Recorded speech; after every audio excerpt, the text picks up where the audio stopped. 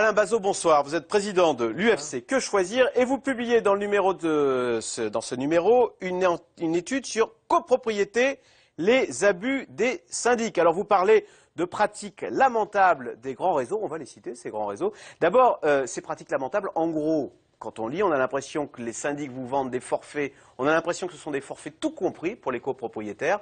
Sauf que derrière, ils vous facturent une multitude de prestations qui sont, comme par hasard, hors forfait. Alors vous avez des exemples ou est-ce que c'est ça le principal critique que vous adressez à ces syndics?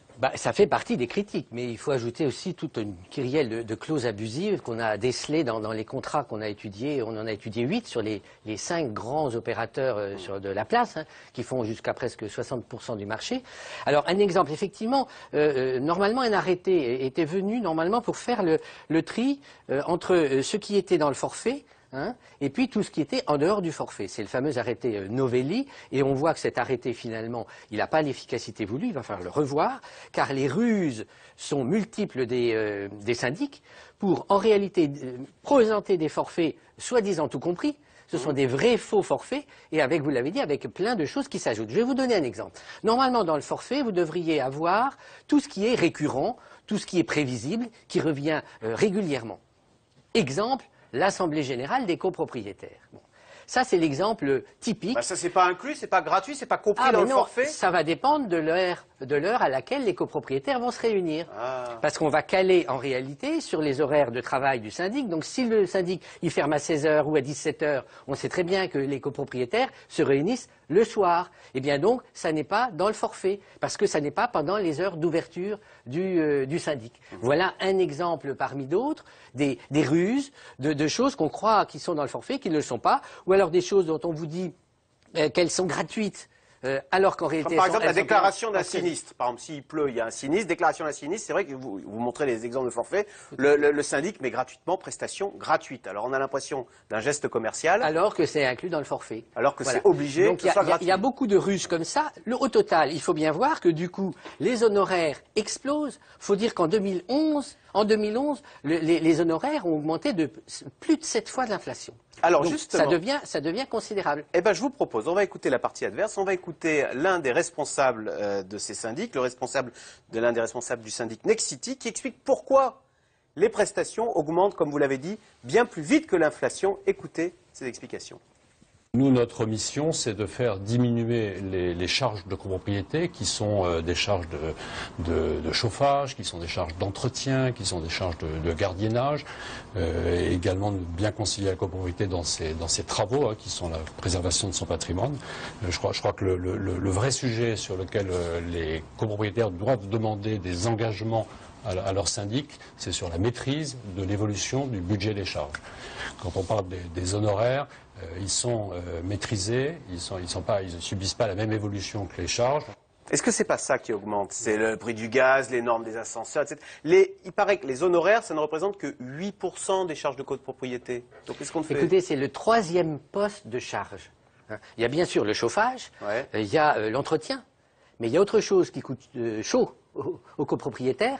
Ce sont les honoraires de syndic. Donc ce que dit le représentant là, de l'entreprise, c'est faux. Alors il est évident que la mission du syndic, c'est de bien gérer, de faire en sorte que les contrats soient le mieux négociés possible et faire baisser les charges pour les copropriétaires. C'est son job, il est payé pour ça. Nous, ce qu'on dit, c'est qu'il est payé trop, indûment, par rapport à ce que la loi prévoyait au départ, la séparation entre ce qui doit être forfaitisé et les charges supplémentaires, et on gonfle de plus en plus les charges supplémentaires avec, par exemple, des vacations. On a vu ça.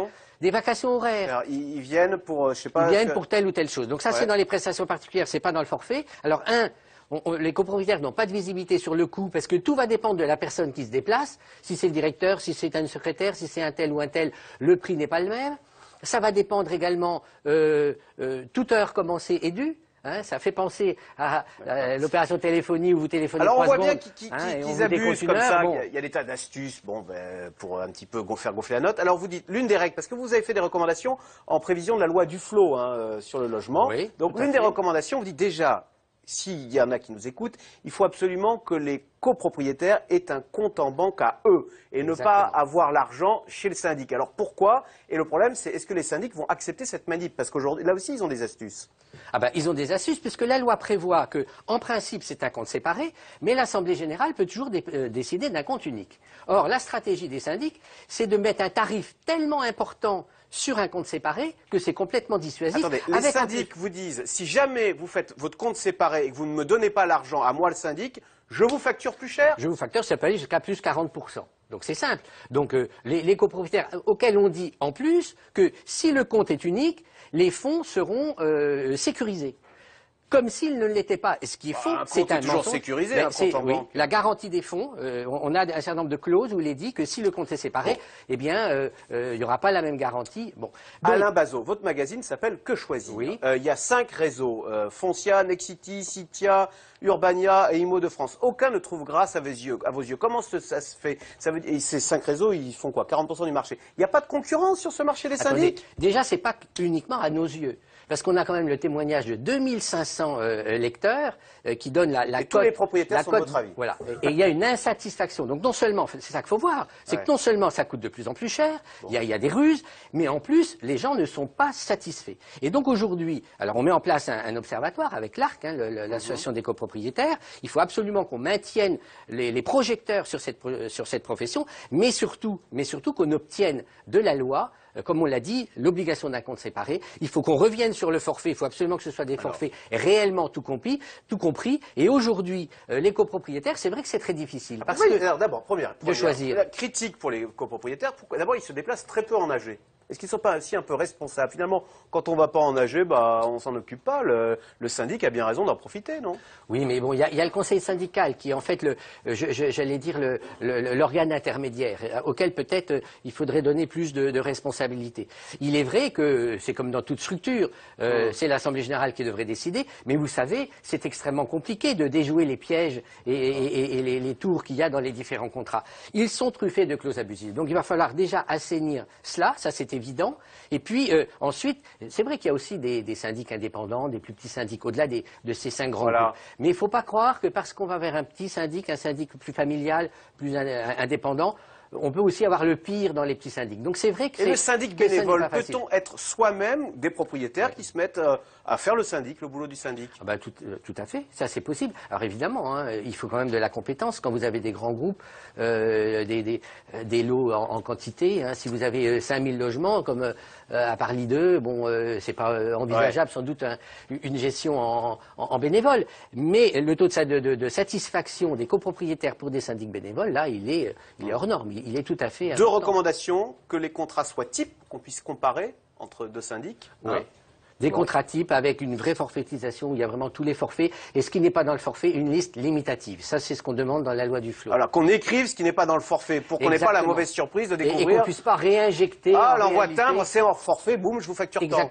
Exactement. Et on n'a pas de lisibilité. Les copropriétaires n'ont pas de lisibilité sur ce que va coûter au final le syndic. Donc vous ne pouvez pas comparer puisque vous n'arrivez pas à savoir ce qu'au final vous paierez. Et qu'on puisse changer de syndic tous les ans. Ça, c'est il faudrait qu'on puisse changer de syndic tous les ans et imposer le compte séparé avec le choix de la banque. Parce qu'il y a des nouvelles techniques qui arrivent où en réalité, vous avez maintenant, il y a des faux forfaits, eh bien il y a des faux comptes séparés. Puisse le législateur vous entendre. Merci beaucoup. Je l'espère. Merci beaucoup Alain Bazot, président du FC Que choisir donc avec ce dossier sur les syndics de copropriété. Merci.